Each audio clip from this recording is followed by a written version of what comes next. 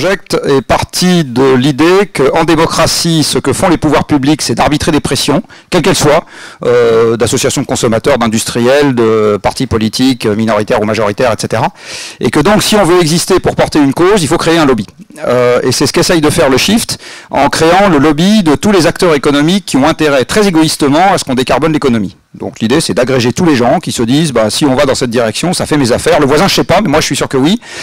Et c'est le principe de n'importe quelle communauté d'intérêt de se rassembler comme ça, essayer de s'organiser. L'idée sur laquelle on essaye d'avancer, c'est qu'il y a des tas de gens qui ont des beaucoup plus gros porte-voix que nous, qui s'appellent notamment les grandes entreprises, et que si on en coalise un certain nombre autour de ce qu'on essaye de défendre, la cause qu'on essaye de défendre en question avancera plus vite. Ces gens-là, en général, ne crient pas sans raison, donc ce qu'il faut, c'est qu'on les alimente avec des réflexions, et ce que vous allez voir ce soir en fait partie, donc il faut prendre le temps de discuter des heures, après avoir fait des calculs qui prennent encore plus de temps que ça, pour essayer d'expliquer pourquoi tout bien peser, ce qu'on propose n'est pas nécessairement la plus mauvaise des alternatives. Dans un certain nombre d'occasions, on partage nos travaux, donc ce soir, vous en verrez une traduction. Deux éléments également sont très présents dans ce qu'on essaye de faire. On a deux principes de fonctionnement, on va dire. Le premier est d'essayer de ne jamais se mettre en porte-à-faux avec l'état de l'art de la connaissance scientifique quand il y en a une. Donc dit autrement, à chaque fois qu'on tombe sur un sujet qui est documenté dans la littérature scientifique, on essaye de ne pas se mettre en porte-à-faux avec. Alors ça peut paraître anodin, ça conduit souvent à invalider beaucoup de projets politiques. Et la deuxième chose qu'on essaye de faire, c'est d'essayer d'être cohérent avec le contexte économique qu'on va connaître. Et donc, quand on peut résoudre un problème en dépensant 1, essayer de ne pas proposer qu'on résolve le problème en dépensant 10. Voilà, je fais un peu court, mais c'est ça les deux traits, on va dire, caractéristiques de ce qu'on fait. Je vous l'ai dit, on est un lobby, on s'assume comme tel, donc on est financé par des grands méchants que vous voyez là, plus d'autres qui arrivent. Par exemple, nous allons à partir de l'année prochaine accueillir Thalys, petite entreprise de transport que certains d'entre vous connaissent peut-être. Donc voilà un petit chapeau général sur ce que fait le Shift. Après, je vais vous faire un petit chapeau particulier sur le sujet de ce soir qui va concerner la rénovation thermique du bâtiment. Et donc, je vais vous projeter 3 slides, juste 3, avec quelques petits chiffres et quelques petites courbes. La première des choses que je vous montre est un panorama de la consommation d'énergie en France, répartie par secteur de consommation et par nature d'énergie primaire. Alors, vous l'avez là je vais plutôt commenter ici. L'échelle verticale, c'est des milliards de kilowattheures. Donc 50 milliards de kilowattheures, etc., jusqu'à 450 le million. Vous avez ici ce qui est consommé quand on est chez nous, donc ce qu'on appelle le résidentiel. Vous avez ici ce qui est consommé quand on est au bureau, par les bâtiments, au bureau ou ailleurs, au magasin, par les bâtiments qui hébergent nos activités. Vous avez ici ce qui est consommé par les process industriels, ici ce qui est consommé par les engins qui se trouvent directement dans les champs, et enfin ici ce qui est consommé par les engins de transport de personnes ou de marchandises. J'ai mis en haut une petite blague, vous savez que souvent dans le journal on voit que la France est un pays tout nucléaire. En fait, quand vous regardez bien quelle est l'énergie qui alimente les machines qui nous rendent la vie si douce, vous vous rendez compte que l'essentiel vient de produits d'hydrocarbures, de pétrole et de gaz. Si vous regardez l'énergie qui rentre dans les machines, quelles qu'elles soient, des ascenseurs, des pompes pour amener l'eau propre, des machines qui nous transportent, des machines à fraiser, des machines, toutes les machines qu'on utilise tous les jours, eh bien vous vous rendez compte que l'essentiel de l'énergie qui alimente ces machines provient du pétrole et du gaz et pas du tout du nucléaire. Et c'est particulièrement vrai pour les bâtiments, puisque si vous regardez ce qui vient de l'électricité pour le chauffage, vous voyez que vous avez affaire à une fraction minoritaire de ce qui va concerner le confort thermique, sujet dont on va parler ce soir. C'est beaucoup moins vrai dans les usages dits spécifiques, donc quand vous utilisez une machine à café, un vidéoprojecteur ou un ascenseur, mais par contre, dans le confort thermique du bâtiment, c'est de très loin les combustibles fossiles qui dominent. Quelle est la perspective en France sur les combustibles fossiles ? Eh bien, maintenant, je vais vous montrer 2 courbes qui font mal à la tête. La première concerne le pétrole. Vous avez sur ce graphique la consommation historique de pétrole en France en tonnes, en millions de tonnes, pardon. Donc vous voyez, en 1965, on consomme 55 millions de tonnes de pétrole, puis ça monte quasiment à 130 avant les chocs pétroliers, puis ça redescend, puis ça remonte, puis ça redescend. Alors, une chose que vous n'avez peut-être pas tous en tête, c'est que la consommation de pétrole en France descend depuis le début des années 2000. Et si vous regardez la consommation de pétrole en Europe, elle descend, et de manière significative, depuis 2006. Donc le maximum de la consommation de pétrole en Europe a précédé de 2 ans les Lehman Brothers, hein, et ça baisse depuis pour des raisons essentiellement géologiques. Et ce que vous avez sur cette courbe en prolongation, c'est 2 manières très classiques qu'on a de raisonner dans l'économie et une manière un peu plus inorthodoxe. La manière très classique est de faire ce qu'on appelle une courbe de tendance. Donc vous voyez, vous faites une courbe de tendance sur la consommation passée, puis vous la prolongez, puis vous dites, en tendance, voilà ce que je vois comme consommation demain. C'est un truc qui est hyper classique. Et j'ai rajouté un exercice un peu différent qui est de prolonger cette consommation en prolongeant non pas la tendance, mais la variation de la courbe. Dit autrement, pour ceux à qui ça ne fait pas peur, j'ai prolongé la dérivée seconde. Là. Et si vous prolongez la dérivée seconde, voilà ce que vous donne la disponibilité future en pétrole dans ce pays. Et si j'ai à parier mes propres économies, je parie quelque chose qui ressemble beaucoup plus à ça que quelque chose qui ressemble à ça. Alors, rapprochons ça de ce que je viens de vous montrer sur le chauffage. Vous voyez que ça va concerner ce morceau-là et ce morceau-là de ce qui sert aujourd'hui à assurer le confort thermique des habitations. Donc on a un sujet, qu'on se soucie du climat ou pas, sur la fraction qui vient du pétrole dans le confort thermique des habitations. Voilà la même chose sur le gaz. Alors le gaz c'est pareil, c'est dans millions de tonnes équivalent pétrole. Vous voyez que si je fais une prolongation arithmétique de la consommation passée, j'ai une consommation qui continue à croître. Par contre, si je fais une prolongation de la variation, donc de la croissance de cette courbe, donc je prolonge la dérivée seconde, j'obtiens la courbe qui est là. Et compte tenu du fait que l'essentiel du gaz européen vient de la mer du Nord qui a entamé son déclin, je suis aussi prêt à parier mes économies que la vérité sera plus près de ça que de ça. Donc, je reviens à mon petit graphique. Je rajoute par-dessus ce que je vous ai montré, ce paquet-là et ce paquet-là.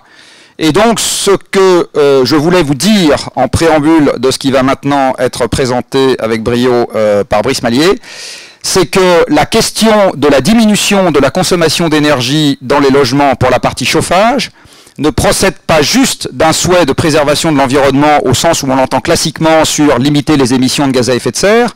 On a aussi un problème, j'allais dire, très immédiat de décrue subie de l'énergie disponible pour les ménages français pour se chauffer, qui peut fort bien se traduire soit par des hausses de prix, soit par des pertes de confort, soit par encore d'autres effets plus sophistiqués sur lesquels on n'a pas le temps de s'étendre ce soir. Voilà, donc je souhaitais juste vous dire en introduction que on est déjà dans une dynamique et qu'il est trompeur quelque part de mettre en balance, quand on va s'intéresser aux problèmes sur lesquels on va disserter maintenant, un plan organisé qui serait contraignant, et à ce moment c'est très désagréable, et pas de plan qui laisserait la liberté de manœuvre qu'on a toujours eue. Voilà, ce que vous montrent ces courbes, c'est que la liberté de manœuvre qu'on a toujours eue, il y a d'autres processus qui peuvent s'en charger, on va dire, si on attend en ne faisant rien, ou pas à la bonne vitesse, en ce qui concerne le confort thermique des bâtiments. Voilà. Brice. Merci beaucoup. C'est pas Brice tout de suite, c'est juste après. Merci beaucoup. Bienvenue à tous, je suis Julien Bedler, rédacteur en chef du Moniteur. Je précise jusqu'à ce soir. Demain, je fais autre chose. Oui, un petit peu. En 2 mots, je vous rappelle juste comment va se dérouler cette soirée. Pour les tweetos, d'abord, je précise, il y a un hashtag. Le hashtag, c'est hashtag passeport énergétique sans accent aigu. Donc n'hésitez pas, on commentera votre talent en direct si possible. Alors dans un premier temps, on va s'intéresser donc au passeport efficacité énergétique. On va vous expliquer un petit peu son contenu, sa mise en pratique en maison individuelle et en copropriété. Et puis dans un deuxième temps, on fera une petite table ronde pour voir comment diffuser justement ce passeport efficacité énergétique, notamment au travers d'opérations pilote. Sur vos chaises, vous avez pu récupérer 2 choses, un petit leaflet qui vous explique en quelques mots et rapidement résumé ce que c'est que le passeport, et puis un A4 recto verso qui là vous l'explique davantage en détail. Alors on va démarrer tout de suite, je ne perds pas plus de temps, je vais demander à Brice Mallier et Baptiste Bernier du Shift ainsi qu'à André Pouget consultant de bien vouloir prendre place, et puis donc on va démarrer tout de suite la présentation du passeport, maison individuelle et puis après copro si j'ai bien compris. Très bien. Merci Julien, bonsoir à tous. Effectivement, j'anime ce groupe de travail sur l'efficacité énergétique au sein de TSP depuis maintenant 1 an et demi. On a fait plein de travaux. Alors certains d'entre des participants à ce groupe de travail sont dans cette salle. Et donc ils mesurent avec moi, et je l'en remercie aujourd'hui, tous les travaux que nous avons faits. Nous avons beaucoup consulté aussi pour mieux connaître comment se fait la rénovation thermique dans ce pays, quels sont les facteurs de déclenchement de travaux, qu'est-ce qui ne fonctionne pas aussi, et dans un rapport que nous avons publié l'année dernière, en juillet, nous n'étions pas les seuls, mais nous avions fait une proposition, parmi d'autres, d'un passeport efficacité énergétique. Est-ce qu'on, à la suite, pour retracer un peu l'historique de où on en est aujourd'hui, à la suite d'une déclaration, d'une annonce faite par le Premier ministre de l'époque, de lancer ce passeport efficacité énergétique, eh bien nous nous sommes mis au travail pour essayer d'apporter une contribution, un élément au débat sur le passeport efficacité énergétique. Et donc j'y ai travaillé avec Baptiste et l'ensemble de cette équipe, de ce groupe de travail. Nous avons aussi veillé à consulter assez largement les organisations professionnelles, les fédérations et tout acteur de ce domaine donc de l'efficacité énergétique. Alors pour démarrer, j'ai pas le... Ah oui. On va... Voilà. 3 enjeux pour nous en préambule sont importants par rapport à ce passeport efficacité énergétique. Le premier, c'est qu'il faut agir concrètement et rapidement. On fait partie de ceux qui produisons des rapports, et c'est nécessaire, le temps de la réflexion est utile, importante, mais aujourd'hui on se dit qu'on a peut-être à privilégier une autre méthode qui consisterait peut-être à s'exposer, comme on le fait ce soir, à faire une proposition, à aller sur le terrain, à mettre en place des outils, à tester, à éprouver et apprendre ensemble en marchant. En d'autres termes, aujourd'hui, après des années et des années, beaucoup de rapports qui sont publiés chaque année sur le sujet, on se dit qu'il est temps, sur le passeport efficacité énergétique et au global, sur toute la massification de l'efficacité énergétique, eh bien, de trouver des repères qui fassent accélérer le mouvement sur le terrain. Et donc, aujourd'hui, c'est un peu notre logique de dire, apprenons ensemble, testons sur le terrain avec des outils et enrichissons-les pour pouvoir avancer, agir ensemble. Le deuxième enjeu qui nous semble important, c'est celui de la massification. Je pense qu'on sait tous dans la salle que rénover un bâtiment à un niveau BBC ou à haute performance énergétique, on sait le faire. On a l'expertise, il y a les matériaux, il y a les industriels, on sait faire ça. L'enjeu, il nous semble, c'est vraiment de massifier, c'est d'accélérer le mouvement, c'est de passer à des centaines de milliers de logements, pas avoir un objectif restreint, tout simplement par toutes les contraintes que nous avons aujourd'hui sur le terrain. Donc le deuxième enjeu, c'est de trouver, non pas ce qui va faire une belle réalisation dans une région, on sait qu'on le fait tous les jours, il y a des rénovations exemplaires qui sont faites dans toute la région.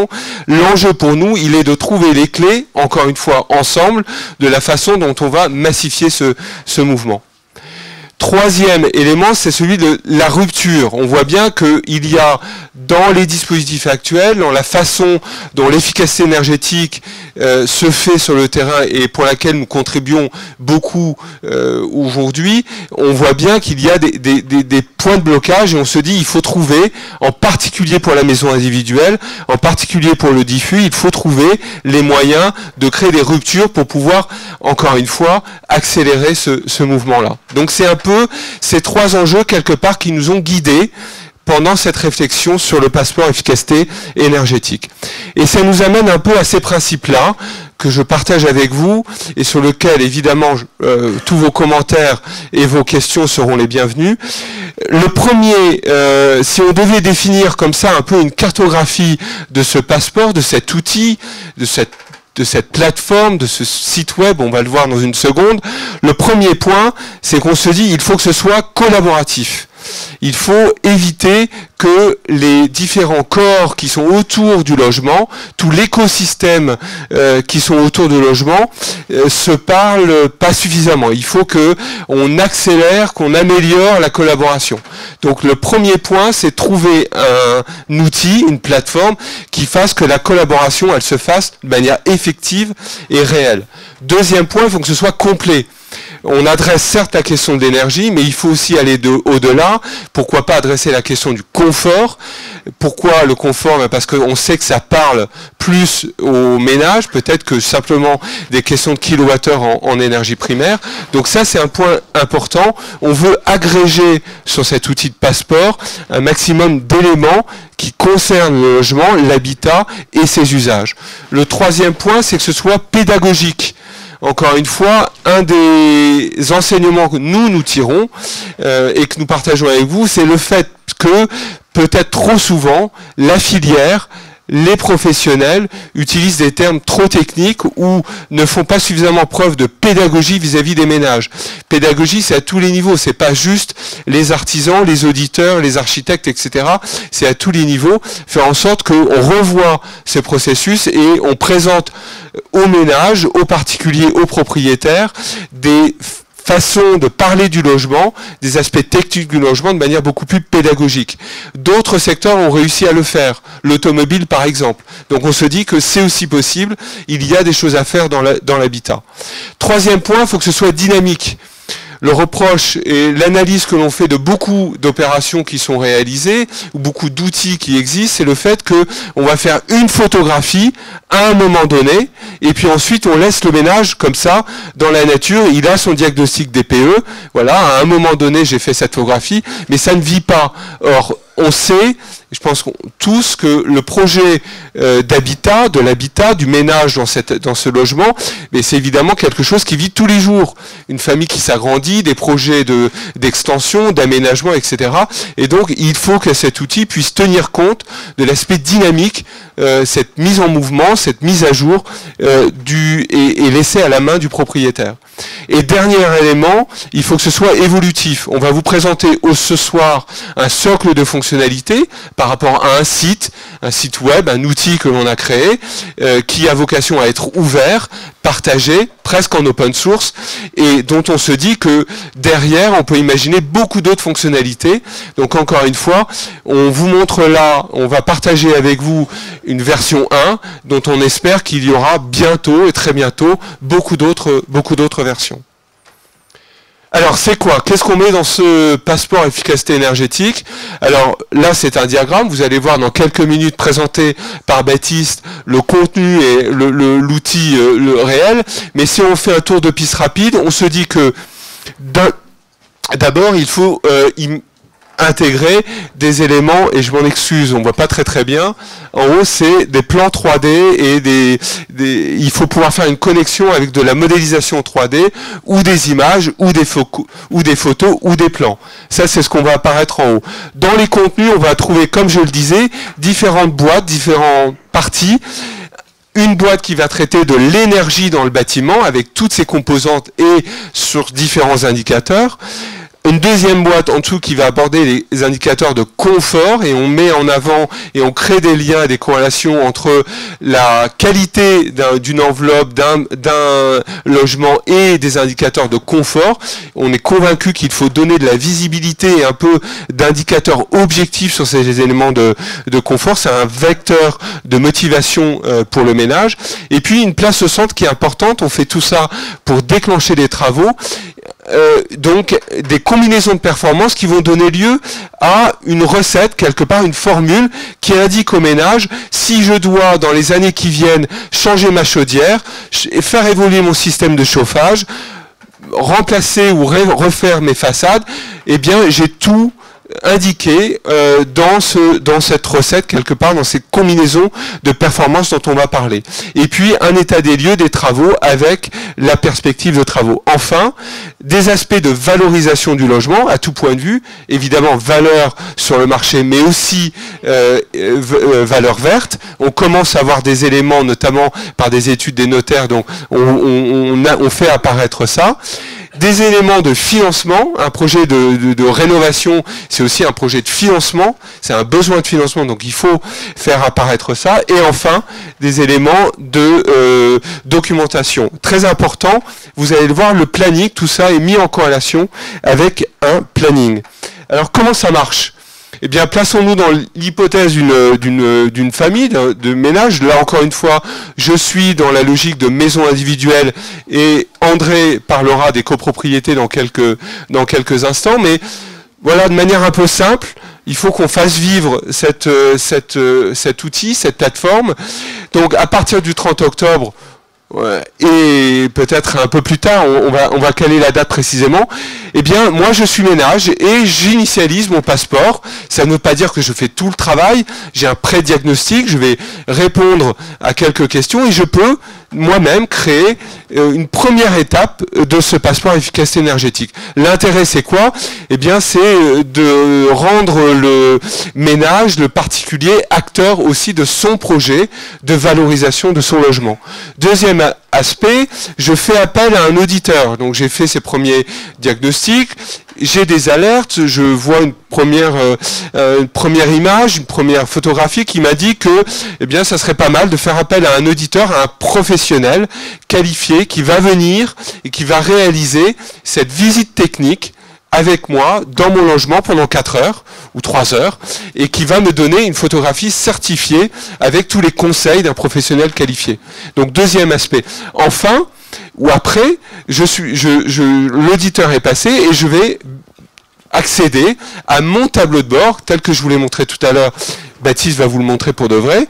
Ce tableau de bord qui va m'indiquer tous ces indicateurs de suivi, qui va me permettre de dialoguer avec mes artisans, mes professionnels, les professionnels dans mon secteur, et qui va me permettre de piloter mon projet de rénovation.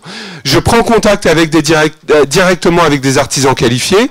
Ils sont identifiés, ils sont dans ma région, ils sont intégrés à l'outil, et donc je peux en sélectionner et faire appel à eux.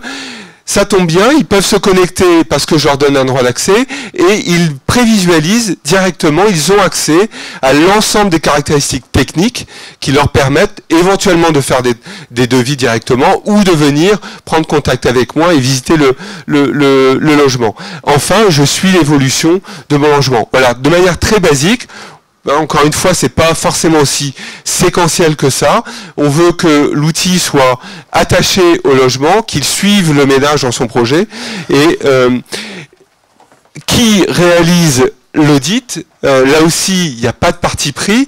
On dit simplement qu'il faut une qualification, c'est nécessaire. Une qualification pour vérifier que l'auditeur connaît à minima le bâtiment, une compétence technique du bâtiment, connaît évidemment les questions d'énergie dans le bâtiment, maîtrise l'outil et la démarche de passeport. Après, à partir de ça, à partir de cette qualification, mais ça peut être évidemment des bureaux d'études techniques, ça peut être évidemment des architectes, chacun dans leur rôle, évidemment des diagnostiqueurs DPE qui existent déjà, et encore une fois, à chaque métier, à chaque profession, de trouver l'offre, le discours, la proposition qui va faire que ça va apporter au ménage. Donc il n'y a pas de canevas, on n'explique pas aux professions comment réaliser ça, on dit simplement on met à disposition un outil que chacun peut utiliser et sur la base d'une qualification peut réaliser ses passeports. Encore une fois, le passeport est attaché au logement.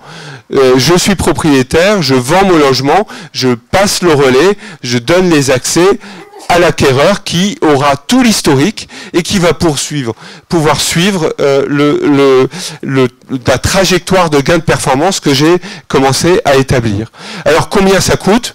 Encore une fois, c'est indicatif. Encore une fois, vous avez compris, tout ça, ce sont des propositions. On va les travailler, je vais l'expliquer après, avec les régions qui voudront bien travailler avec nous sur le terrain ou tout autre acteur ou collectivité territoriale. Mais nous, on fait le calcul suivant.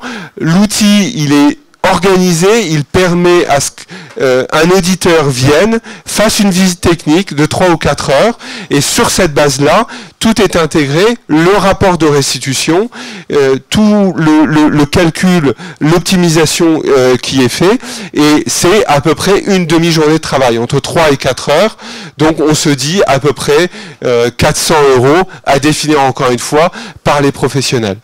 Pour le reste, eh bien, encore une fois, vous l'avez compris, on est dans une logique de massification. Donc, les ménages qui utilisent l'outil, eh bien, c'est gratuit. Pour mettre à jour l'outil, suivre leur chantier et suivre leurs travaux, voir l'évolution de performance de leur logement, là aussi, c'est gratuit aux particuliers de gérer ça. Alors, comment ça marche ?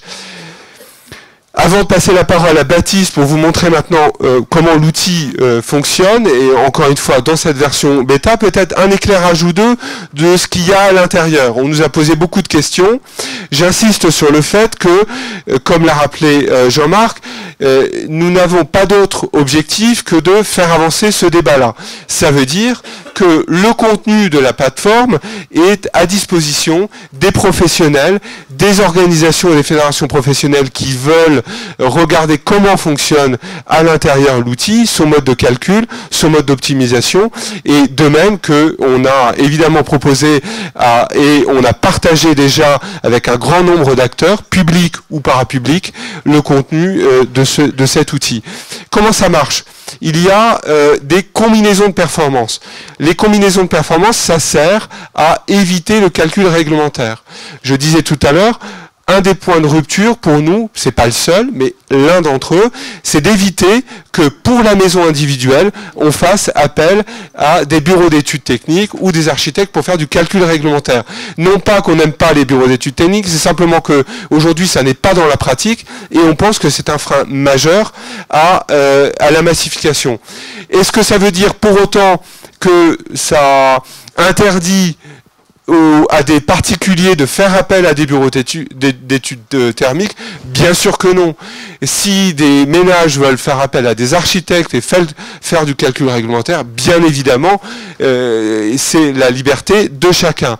Mais l'idée, encore une fois, c'est de faire en sorte que par le biais de ces combinaisons de performance et sur la base d'un audit initial, on arrive à une combinaison qui va être adaptée au logement, compte tenu de ses caractéristiques techniques, et qui va indiquer au ménage, si je veux remplacer dans 2 ans ma chaudière, eh bien je sais à peu près quel niveau de puissance, quelles caractéristiques de chaudière je dois utiliser, et je vais faire appel au professionnel, à l'artisan, qui va me mettre derrière ce niveau de résistance, cette préconisation de performance, qui va me mettre une solution technique, une référence, un matériau, etc. Donc premier moteur d'optimisation dans cet outil, c'est de passer de ces 23 combinaisons de performance qui tracent une trajectoire de performance énergétique entre maintenant et la fin du projet par étape à un équivalent classe B. Eh bien, c'est ce premier moteur qui va permettre d'arriver de 23 à 1. Et encore une fois, après, c'est le travail des professionnels, des artisans, des entreprises générales de venir et de faire des devis et des préconisations, non pas de niveau de performance, mais de solutions techniques. Dans votre toiture, monsieur, madame, on va pouvoir mettre tel matériau, je vous recommande de mettre tel matériau, ou en fonction de vos souhaits. Ça, c'est le premier point. Le deuxième point, c'est une planification de travaux. Il faut aider les ménages à y voir plus clair sur leurs travaux et planifier ça dans le temps et pouvoir mettre ça à jour si je veux le mettre à jour. Encore une fois, si j'avais d'abord décidé de changer ma chaudière l'année prochaine et qu'au final je décide de prendre 2 ans de plus parce que c'est ce que je souhaite, eh bien pas de problème, j'ai la possibilité de le faire. Il faut prendre en compte 2 éléments pour ça, et ça aussi c'est dans l'audit initial. Le premier, c'est la durée de vie des ménages, des ménages. Durée de vie lapsus révélateur. La durée de vie des lots. On part du principe que une toiture n'est pas éternelle. Au-delà de 40 ans, une chaudière peut être remplacer. C'est possible. Et qu'il faut là aussi donner de la visibilité aux ménages sur le fait qu'il n'y a pas d'obsolescence programmée, bien sûr, mais que, évidemment, il y a de l'usure et qu'à un moment, il faut imaginer de valoriser son bien, d'organiser des travaux, et tout ça est visualisé graphiquement. Encore une fois, aucune obligation. Si le ménage veut garder sa vieille chaudière, il le fait, pas de problème. Mais il a cette indication visuelle. Et puis, dernier élément, les projets. Je suis particulier, propriétaire d'un logement, j'ai plein d'autres projets qui ne concernent pas du tout la thermique. Je veux aménager les combles, je veux faire une piscine, je veux aménager mon garage, que sais-je, étendre mon logement. Eh bien, je dois pouvoir aussi intégrer dans ce passeport et suivre en même temps que les autres travaux de performance énergétique, je dois pouvoir suivre ça sur un seul et même planning. Et je dois pouvoir, moi, propriétaire, gérer ça directement. Enfin, des conseils et des alertes. L'outil, même s'il calcule un certain nombre de choses, même s'il l'optimise, il aide l'auditeur à trouver la bonne solution, il ne fait pas tout seul. Et bien évidemment, il y a une capacité, un devoir de conseil de l'auditeur, du professionnel derrière, de l'artisan, et bien d'appliquer la bonne solution technique, la bonne recette à la maison individuelle il y a 15 millions de maisons individuelles, probablement autant de différences. Donc on a intégré dans l'outil un certain nombre de conseils, d'alertes qui apparaissent et qui vont, en fonction de la situation, alerter le propriétaire de tel ou tel aspect, de la qualité, de l'étanchéité par exemple et du niveau de ventilation, etc. Ce genre de règles d'ingénierie thermique qui sont essentielles. Ça peut être aussi des conseils d'usage. Donc on a intégré tout ça. Derrière, voilà pour l'essentiel. On a encore, comme je le disais tout à l'heure, l'ambition d'aller beaucoup plus loin et de pouvoir connecter cette plateforme à beaucoup d'autres outils.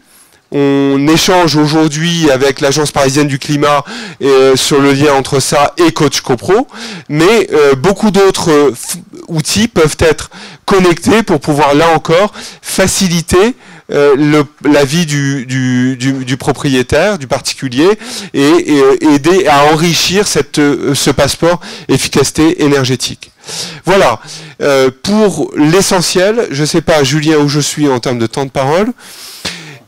Et sans attendre, donc je propose de laisser la parole à Baptiste pour maintenant vous faire une démo avec tous les risques que cela comporte. Donc encore une fois, je vous demande la plus grande indulgence.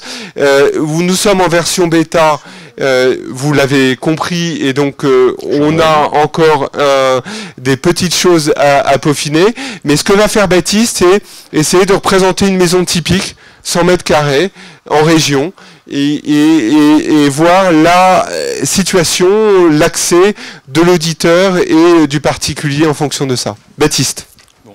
Alors en attendant de régler les problèmes techniques, je vais juste pour vous faire un petit point de contexte. Donc c'est un peu inédit pour moi parce que je vais devoir prendre, si tu peux projeter ça sur le... Je vais devoir faire l'acteur ce soir. Je vais endosser 3 rôles. Je vais endosser le rôle d'un particulier, le rôle d'un auditeur et le rôle d'un artisan. Et le tout, l'objectif, c'est de vous faire un peu comprendre justement comment fonctionne l'outil passeport efficacité énergétique.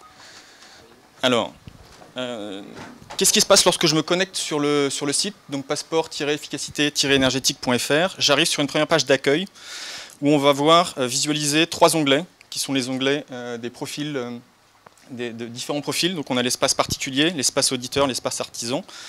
À terme, on aura sans doute un espace qui permettra d'avoir une présentation un peu plus ludique, un peu plus vivante du passeport efficacité énergétique. On pense notamment à une petite vidéo qui permettrait de comprendre un peu les grands principes du passeport. Donc je suis particulier, je me connecte en tant que particulier sur le passeport. Préalablement, j'ai fait une première inscription. Lors de mon inscription, j'ai rempli quelques éléments quelques généralités sur mon... Tout le monde m'entend? Plus près. Donc lors de ma première inscription, j'ai rempli des généralités sur mon bien que je vais pouvoir retrouver assez rapidement. Donc je vais avoir des informations sur mon adresse, sur l'adresse, des informations, donc des caractéristiques générales. On va retrouver des éléments sur l'altitude, sur la surface, sur le nombre de niveaux. Ah, excusez-nous. Et puis des éléments un peu plus spécifiques sur la forme du bien, sur la mitoyenneté, etc., etc.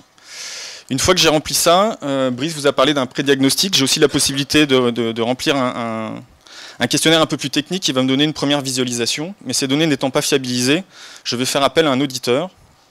Et donc là, je me retrouve auditeur et je suis sur la page dédiée à l'auditeur. Je vais avoir accès à mes différents dossiers. Donc là, je suis en relation avec mon propriétaire. Donc j'ai accès à ces informations.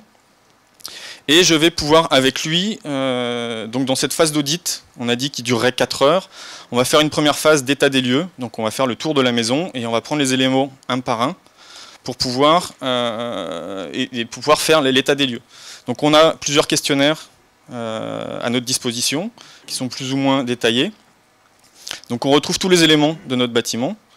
Donc si je vais un peu plus loin dans le questionnaire, on a des formulaires vraiment détaillés et on va rentrer donc sur le matériau de mur, les épaisseurs de mur, les types d'isolation. Après on a des éléments plus géométriques, la hauteur, hauteur, largeur. La date de la dernière intervention qui est intéressante par rapport à ce que disait Brice tout à l'heure sur la durée de vie des différents lots. Savoir si on a des désordres apparents ou pas, de l'humidité récente, des fissures.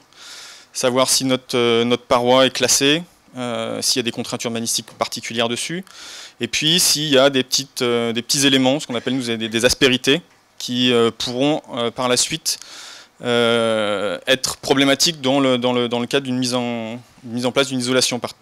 Donc là par exemple je vais prendre aspérité intérieure, je vais avoir un radiateur, une canalisation par exemple. Et je valide. Et donc j'ai ça pour tous mes éléments, donc parois, ouvrants, je retrouve les fenêtres, porte-fenêtres, etc. Pour mes systèmes, la même chose, chauffage principal, le CS, la climatisation, la production d'électricité, ventilation. Et j'ai un petit onglet alerte, et lorsque je clique dessus, donc vous avez vu que j'ai coché des aspérités sur mon mur, et là je retrouve une petite alerte qui est générée automatiquement. Attention, le mur 1 présente un niveau faible d'aspérité qui peut entraîner un léger surcoût. Ces petites alertes, elles vont servir dans une deuxième phase, qui est la phase de dialogue. Donc on a dit la première phase, 2 heures, on fait l'état des lieux. Deuxième phase, on est dans une phase de dialogue avec le ménage. Et là, on va prendre en considération d'autres éléments. Donc on va changer d'onglet, et on a des éléments sur le questionnaire financier. Donc on a pareil des petits formulaires sur les contrats déjà en cours, sur le foyer fiscal, la capacité de financement, etc. On parlait de l'importance du projet des ménages, donc je peux intégrer différents projets. Donc je décide d'aménager mes combles, je ferai ça en 2015. Je peux faire un petit descriptif de mes travaux, je sauve. Et ensuite j'ai un petit questionnaire sur le planning. Donc là on retrouve encore une fois les différents éléments avec la date des derniers travaux et on va valider ensemble avec le ménage la date prévue des prochains travaux. Une fois que j'ai réalisé toutes ces petites choses là, il va falloir que je fasse intervenir un artisan, et donc l'artisan va avoir accès aux mêmes informations. Et avec ces informations sur le bien, il va pouvoir remplir son devis. Donc on retrouve les mêmes interfaces. Et donc lui, il remplit son devis assez rapidement, il réalise ses travaux. Et on imagine qu'à la fin de ces travaux, le compte-rendu de ces travaux soit intégré aussi dans le passeport, et que les éléments qui sont remplis dans le compte-rendu puissent alimenter le passeport pour arriver in fine. Et donc je reviens sur mon profil de particulier. Sur le fameux tableau de bord, je l'ai perdu. Ouais. Un petit problème technique, mais...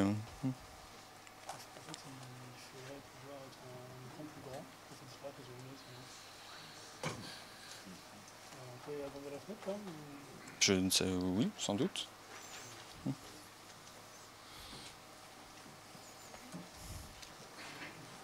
Voilà. Merci. Donc, voilà. In fine, on arrive donc sur ce fameux tableau de bord dont Brice vous a parlé un petit peu.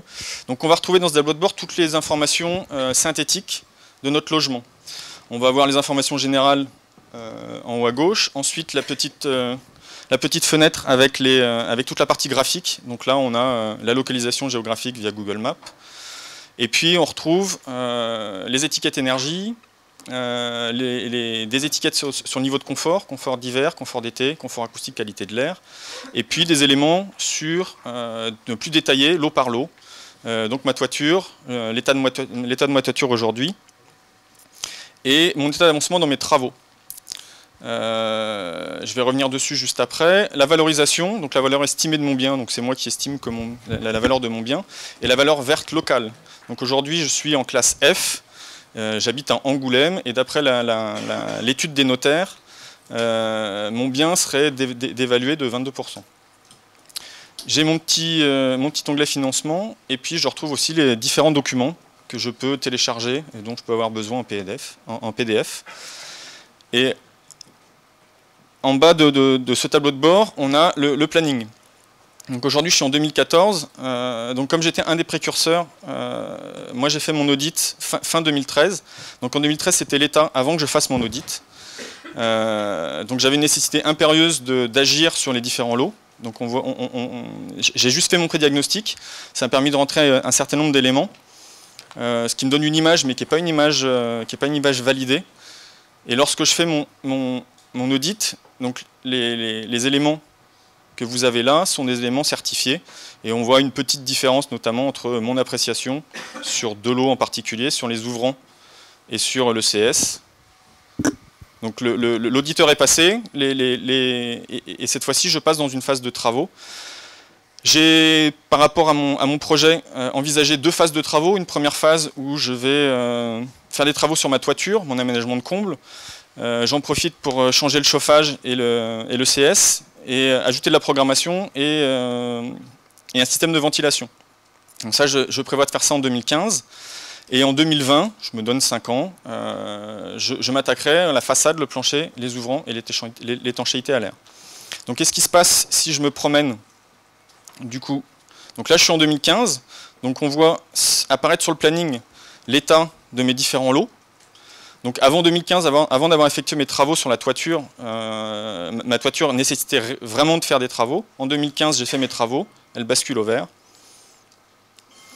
Et donc on retrouve toiture, chauffage, programmation, régulation, ECS, ventilation.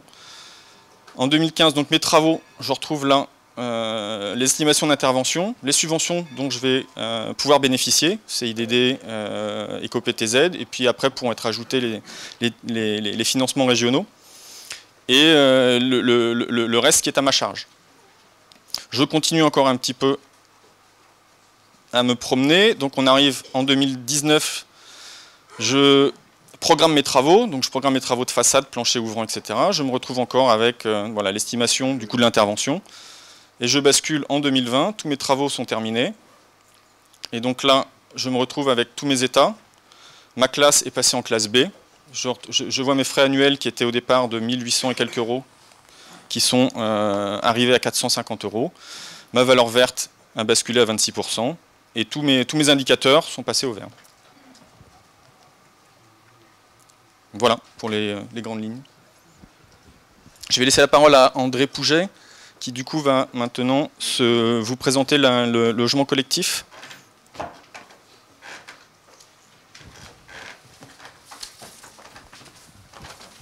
Merci Baptiste, bonsoir.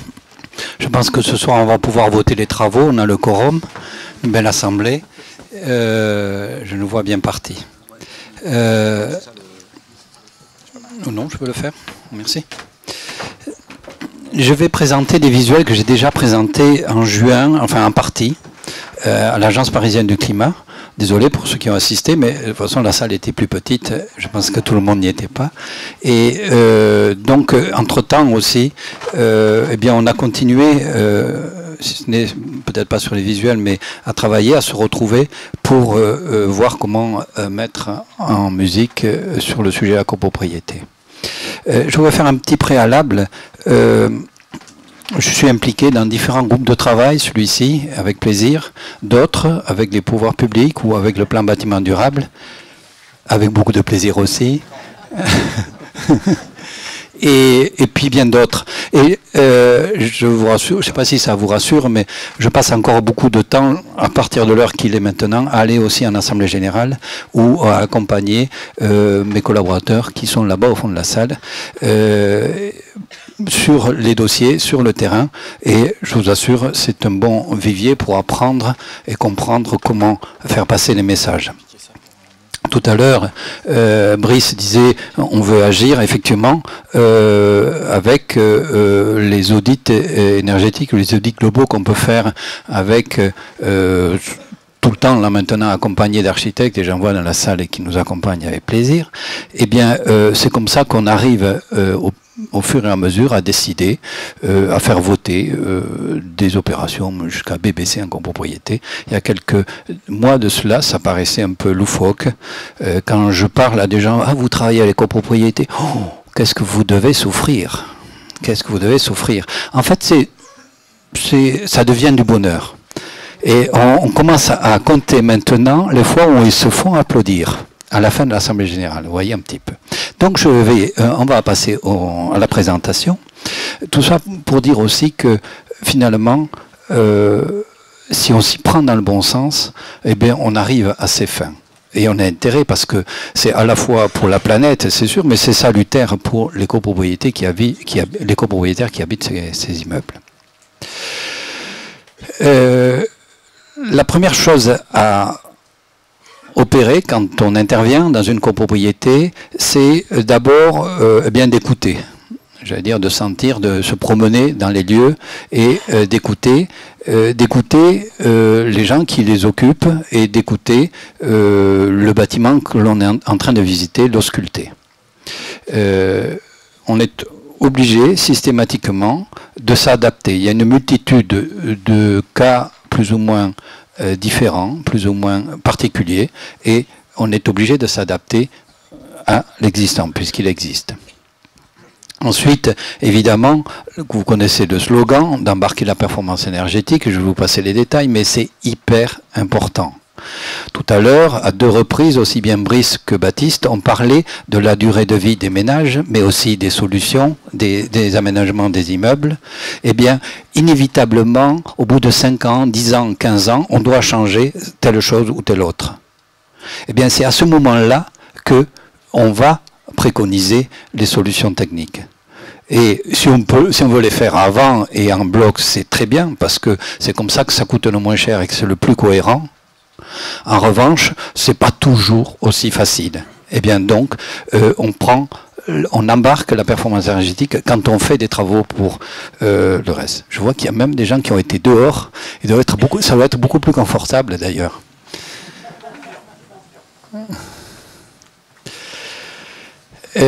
Ensuite, évidemment, il y a un autre principe qu'il faut respecter, c'est de penser à la rénovation durable, c'est-à-dire ne pas s'arrêter au milieu du gué, ne pas tuer le gisement. Vous connaissez aussi ces slogans, et c'est bien de le répéter parce qu'encore tous les jours, on voit cela.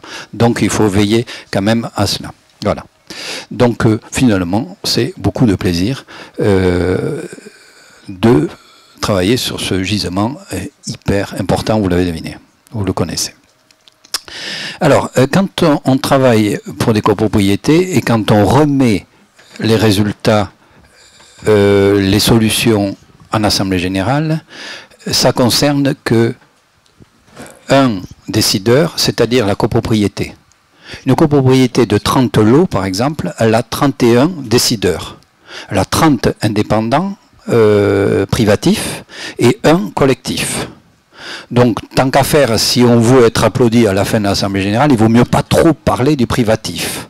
Parce que ce voisin qui, voilà, non, je ne vais pas payer pour lui, ainsi de suite. Donc, on profile les résultats en donnant les informations sur les parties collectives, plus les parties privatives s'il les fera un jour, pour arriver à tel objectif. Sur Paris, on a un petit plan climat Paris qui nous plaît, qui nous permet d'avoir une ligne de mire à respecter, et ça c'est intéressant. Et donc on a cet objectif, et puis de toute façon on sait qu'à cet objectif-là, obligatoirement, on n'aura pas toutes les données le soir de l'Assemblée générale. Le tout c'est de faire sensibiliser les gens sur les parties collectives et de repérer les endroits où ils doivent faire des travaux sur les parties collectives et de les décider à embarquer, tout simplement. C'est ça la question. Et pour le coup, là, l'architecte est une pièce maîtresse pour notre affaire, parce que le thermicien, avec ses chiffres et ses tableaux et ses camemberts, ça ne marche pas. Ça, porter une étude thermique le soir d'une assemblée générale, si vous voulez les énerver, c'est bon. Vous faites comme ça, ça marche. Eh bien, il ne faut pas faire comme ça. Et à la limite, plus on est discret, mieux c'est. Et le généraliste, le maître d'œuvre, l'architecte, a écouté les problèmes qu'ils avaient et il apporte des réponses aux problèmes qu'ils avaient. Pas planète, ça, on le met dedans, mais pas en tête de gondole, vous voyez. Donc, bon, très rapidement, une copropriété, il peut y avoir énormément de cas différents. Là, c'est le cas idéal qu'on aime bien, nous. Une copropriété où on peut isoler partout à l'extérieur, ça c'est formidable, on ne les lâche pas. Et on a une installation collective. Là, on a toutes les données pour faire voter le 31e acteur, c'est-à-dire la copropriété. Et on a une marge de manœuvre importante, et c'est là que c'est le plus facile pour décider les gens, évidemment. Ensuite, il peut y avoir des immeubles plutôt privatifs, c'est-à-dire qu'on ne peut absolument pas isoler par l'extérieur. Il y en a des cas, il suffit de vous promener, vous allez voir, il y en a beaucoup. Donc, et en plus, il y a du chauffage individuel. Alors là, pour le coup, vous voyez que le soir de l'Assemblée générale, eh bien, on va parler du vert. Vous voyez, c'est plus compliqué. Mais je vais vous expliquer ce qu'on fait pour la partie orangée ou rouge. Ensuite, et ça c'est le cas le plus courant, ben c'est tout mélangé. Le premier, il est idéal. Le deuxième, ben, est un peu plus compliqué, c'est le bâti ancien, il y en a beaucoup quand même. Et puis, le dernier, le C, ben, c'est ou du récent ou de l'ancien. Un bâtiment haussmannien, par exemple, on peut l'isoler par l'extérieur, côté court, dans bien des cas. Pas tout le temps, mais dans bien des cas. Vous voyez ? Donc, eh bien, on cherche toutes les failles pour, le soir de l'Assemblée générale, faire voter le plus de travaux verts possible. Et on passe l'information pour les travaux orange. Suivez. Maintenant, dans l'axe du temps, on essaye, vous avez compris qu'on ne peut pas, en Assemblée générale, on vote ça et puis après passer directement aux travaux, suivant les besoins, suivant l'écoute de cet immeuble, et ça se fait progressivement. Et donc, ici, vous avez l'axe du temps en 3 phases. 3, l'audit, une période de préparation, on va dire, et puis une période de passage à l'acte. Cet axe du temps doit être... et on est obligé de le prendre en compte si on veut massifier. Je parle sur le sujet de la copropriété en l'occurrence. On ne peut pas faire autrement. Il ne faut pas rêver et dire on va décréter à partir de telle année on va faire tel immeuble et on fait tout les immeubles. Non, c'est pas comme ça. Il faut faire avec les gens qui vivent dedans. Il faut les faire progressivement. Et j'ai vu qu'il y avait des gens de l'administration dans la salle. Les textes de réglementation sur les exigences réglementaires, eh bien, elles aussi, du point de vue des modalités d'application, doivent se faire aussi progressivement en tenant compte de la situation initiale. On peut faire très performant sur le bâtiment, le premier, le A, et un peu plus compliqué sur le C. Donc il y a bien des cas où on ne peut pas intervenir et il faut respecter les cas où on ne peut pas intervenir. On ne va pas isoler Versailles. Je ne crois pas. C'est un peu difficile. ou alors d'une autre façon. Alors, donc la période de l'audit, c'est en fait c'est le fait générateur du passeport énergétique. Alors il y a beaucoup de vocables entre le passeport et je vous en passe d'autres et des meilleurs, mais en attendant, là on parle du passeport énergétique et on parle de ce qu'il va générer après, c'est-à-dire le plan de travaux. Donc il y a une période selon la nécessité ou l'urgence d'attente, de préparation, parce que inévitablement on ne prend pas les décisions toutes les semaines dans une assemblée, dans une copropriété, c'est plutôt tous les ans malheureusement, on peut réduire, mais enfin. Puis après on passe aux travaux, on n'oblige pas aux travaux, mais quand on fait des travaux, on propose de mettre aux normes l'élément visé. C'est-à-dire, sur les parties communes, on embarque les travaux quand on fait ces travaux-là, on embarque la performance. Et pour les parties privatives, c'est une idée, mais s'il y en a d'autres, tant mieux. C'est lors d'une mutation, il y a souvent des travaux d'assainissement de l'appartement, des choses comme ceci. Et bien pour le coup, la personne, comme disait tout à l'heure Baptiste, il y a une trace, et à telle année, on avait fait un audit, et sur telle paroi, il faut telle résistance thermique. Et c'est le moment de le faire, voilà, par exemple. Progressivement, c'est évident que c'est pas possible de s'attaquer aux millions de logements et d'immeubles de copropriété, même en laissant un peu de temps pour le démarrage, mais c'est plus judicieux de s'y attaquer progressivement. Donc, pour les différentes phases que je vous ai citées tout à l'heure, l'audit par exemple, eh bien l'audit il existe déjà, ça existe, un audit obligatoire pour les 50 lots, plus de 50 lots chauffage collectif, ceci quel que soit la... Enfin voilà. Et on peut imaginer d'avoir des scénarios, de dérouler ces scénarios, comme c'est parti, avec des critères qui petit à petit va faire qu'on va tranquillement couvrir le parc. C'est-à-dire les plus de 50 lots chauffage individuel, pourquoi pas, tant qu'à faire d'avant 1974, comme ça évite de trop bouchonner, de trop en prendre d'un premier coup, dans le premier paquet, après les suivants, 30 lots, enfin je vous passe les détails. C'est une image, je pense que ça mérite quand même d'être un peu plus affiné tout ça. Mais c'est pour expliquer que on s'y prend tranquillement, il n'y a pas de stress, et comme ça tout le monde est averti, on sait qu'à telle période, et là je pense que sur la valeur verte, ça va donner des indicateurs, des informations intéressantes. Ensuite, il y a la période où on a remis un audit et on a le résultat de l'audit, et en fonction du résultat de l'audit, eh bien, il y a une période de préparation, on va dire, qui c'est donné à titre indicatif, enfin voilà quoi, 2 ans, 4 ans, 3 ans, j'en sais rien, peu importe, et on peut faire ça pour les différentes phases. Donc on aura commencé par les immeubles les plus déperditifs, enfin les plus consommateurs, pardon, et petit à petit, on va vers les moins consommateurs. Donc, on prend notre temps, on l'étale dans le temps, le chantier, il est gros. Et ensuite, les périodes d'attente sont en fonction aussi de résultats de l'étude. Finalement, on pensait avoir un immeuble très déperditif, mais finalement, le résultat n'est pas si déperditif que ça, donc au consommateur, pardon. Et donc, lui, on va lui laisser un peu plus de temps, et ainsi de suite. Donc, tout ça devrait donner un peu de temps au temps pour résorber le chantier. Ensuite, eh bien, on arrive dans la période où lorsqu'il y aura des travaux, eh bien, on sera même à mettre aux normes, c'est-à-dire respecter la prestation qui a été donnée dans l'audit, quelques 2 ans, 4 ans, 6 ans plus tôt.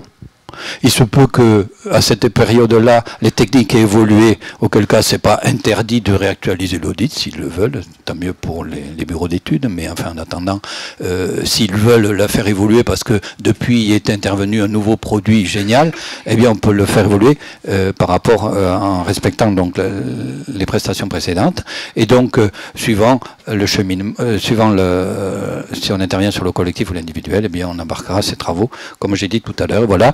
Et puis tout ça pour essayer d'arriver en 2050 avec l'objectif prévu. Donc voilà, je pense que je ne vais pas trop m'attarder parce que, point de vue temps, alors j'avais un visuel sur le contenu du passeport, mais oui, c'est un premier contenu, mais je ne crois pas que ça mérite d'être commenté parce que ça n'apporte pas grand-chose.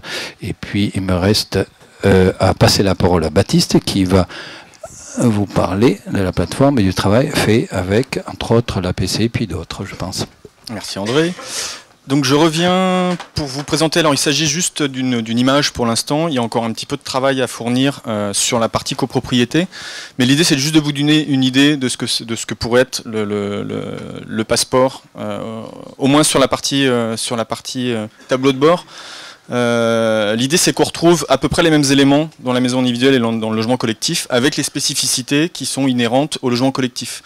Les spécificités particulières sont notamment sur chacun des lots, ce que expliquait tout à l'heure André, c'est que les lots peuvent être soit collectifs, soit individuels. Donc on va parler d'un petit icône retrouvé. Voilà, à l'aide d'un petit icône, on va pouvoir spécifier justement si le lot est collectif ou individuel, voire collectif et individuel. Ça, c'est le premier point. Le deuxième point, c'est sur les étiquettes énergie. On va se retrouver avec plusieurs étiquettes énergie. Une étiquette énergie sur le logement et une étiquette énergie sur l'immeuble. Et le dernier point, un point également sur le financement. Sur le financement, on va retrouver des informations sur le montant global des travaux. Sur l'immeuble, et puis avec le particulier, ce qui l'intéresse aussi de savoir, c'est qu'est-ce que lui va débourser. Donc il va avoir aussi sa quote-part qui va être spécifiée dans le petit onglet financement. Et enfin, la dernière spécificité, c'est ce qu'on retrouve dans le planning en bas. On a vu que dans le processus de prise de décision, il y avait des assemblées générales, et donc on va retrouver dans le déroulé de notre planning les dates des différentes assemblées générales. Voilà pour les principaux points qui vont différer par rapport à la maison individuelle. Vous avez sous les yeux une première maquette. L'important, c'est de garder la traçabilité dans le temps. Quelques 7-8 ans plus tard, quelle information quelle prestation on doit mettre pour telle partie sur les travaux. Voilà, c'est un petit peu l'idée.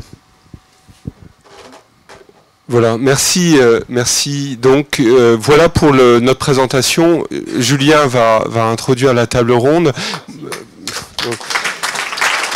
Merci Brice.